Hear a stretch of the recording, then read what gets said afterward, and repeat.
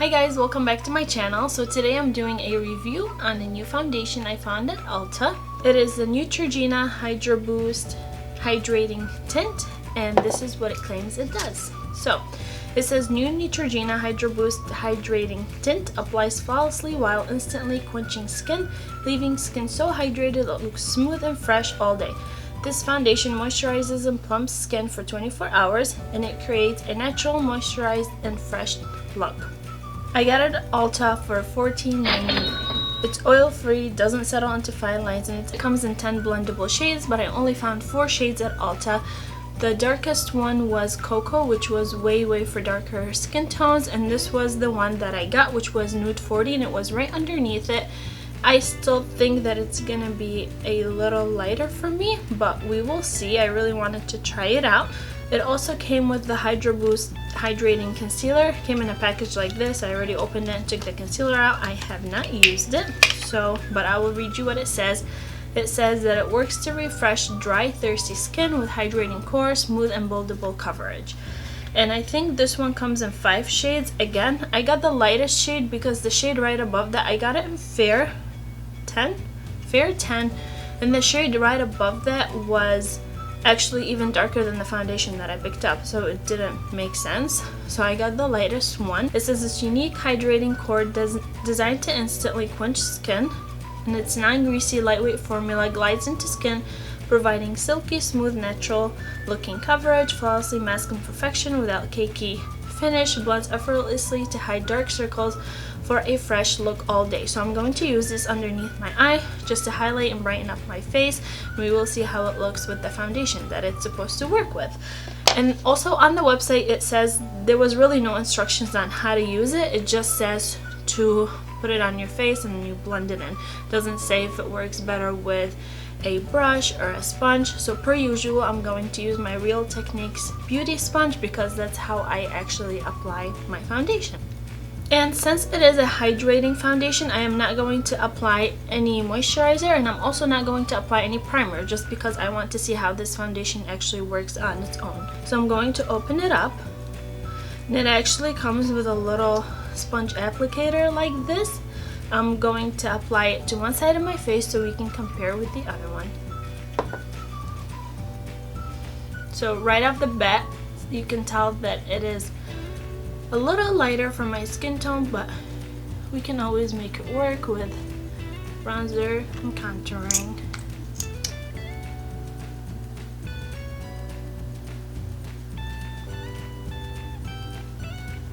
And not a lot comes up with the brush when you take it out, so that's why I keep going back in, just because I find that the brush is actually drying pretty quickly.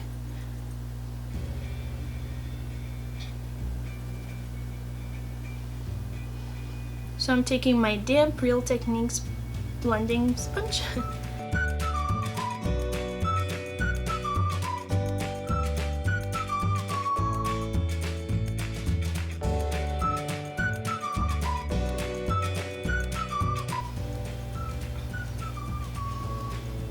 Alright, so besides the fact that it's lighter than my skin, I think that it actually did blend very well and very nicely. I didn't have to work hard or anything to blend it with my sponge. And I also noticed that not a lot of it actually transferred into my sponge, which I usually notice with my L'Oreal True Match. So it looks like it covered the redness that I have right about here on my cheeks, as you can see on the other side. It covered my discoloration really well. I had a few spots down here that it covered well, good as well. I'm going to apply just a little bit more down here actually, just to see if you can build it. Maybe just one strike across my cheeks.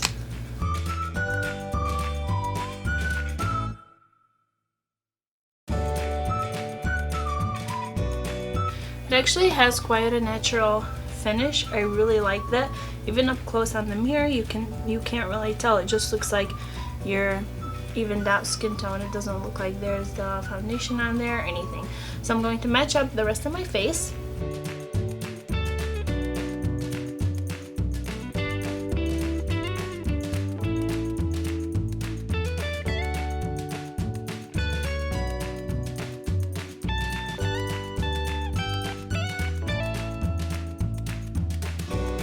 So that is with the foundation on. I actually like the finish of it very well. It looks more of a satin finish. Usually right when I apply foundations, just because I have oily skin, I can tell that they're gonna be oily and they're gonna pile up a bunch of grease on my face. This looks actually very, very natural. It looks like your face is really moisturized and hydrated. So now I'm gonna move on into the concealer.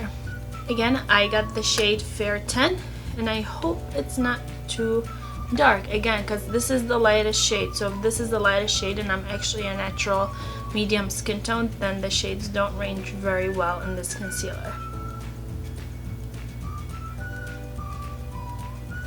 So right off the bat, it glides very, very smoothly across your face, which I don't know if I actually like, just because it feels oily. So I'm just doing the usual, center of my nose, out of my forehead, just highlighting my face with it. And again, I'm gonna go blend it in with my sponge.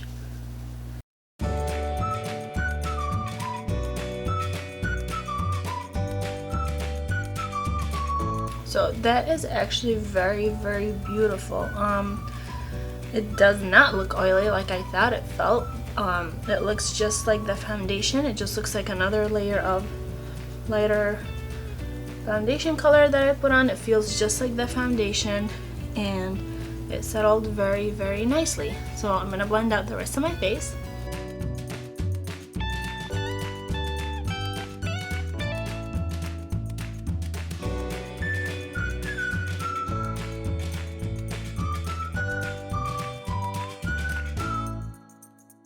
So that actually looks really, really good. I'm really impressed by how well it blended.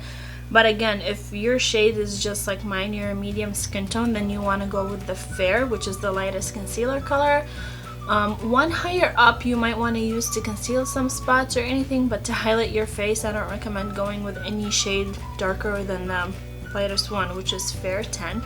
So feeling the foundation, it doesn't feel sticky or anything, doesn't feel oily. It just it feels like, honestly, it just feels like you have moisturizer on, which I'm not sure whether I like or not yet.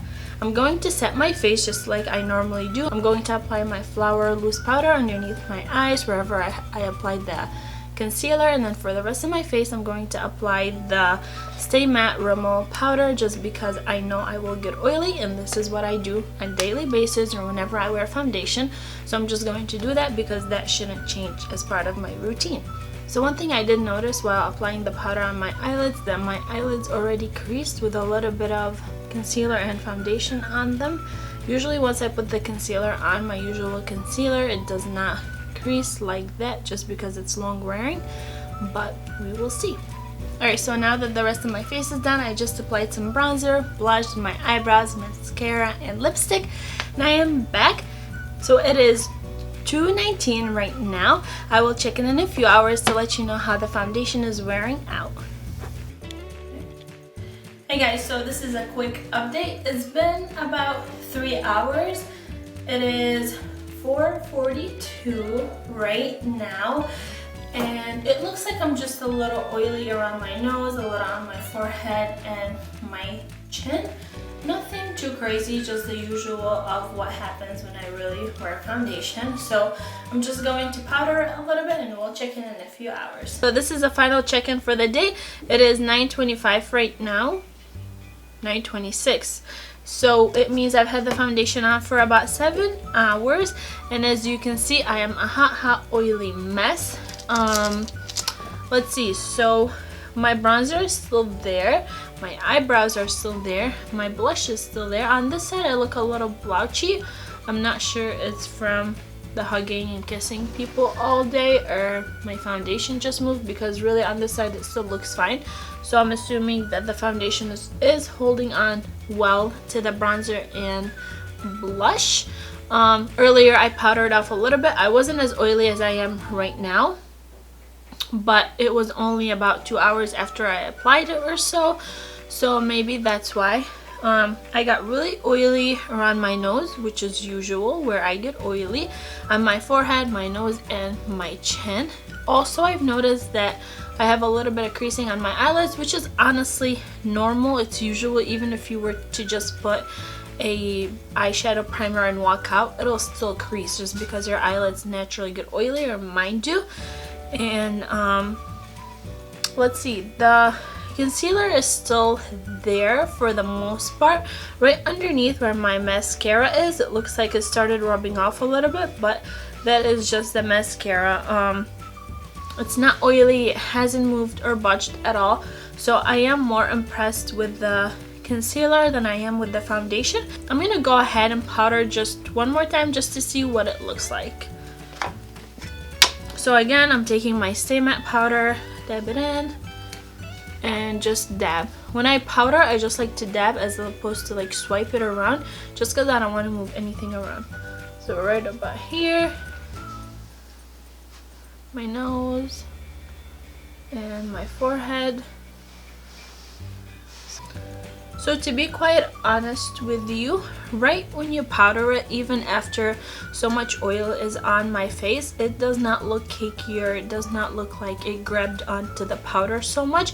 It looks natural. It looks just as if I just applied it, but with a little more dewiness. That just looks dewy as opposed to oily, just because I didn't apply powder on my temples or anything. So that's just the natural oils again that I actually like, because normally we would apply highlighter and stuff, so that's where we would actually like our highlights to be naturally.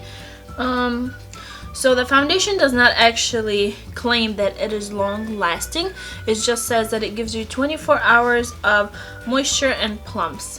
So I can't say whether it, you know, lived up to its expectations or not. All I can say is that it would not be long wearing on my skin. Like I said, it's been 7 hours and I got really oily, so the fact that I actually already powdered off the oil, and I still came back and looked more oily, that is a turn off for me.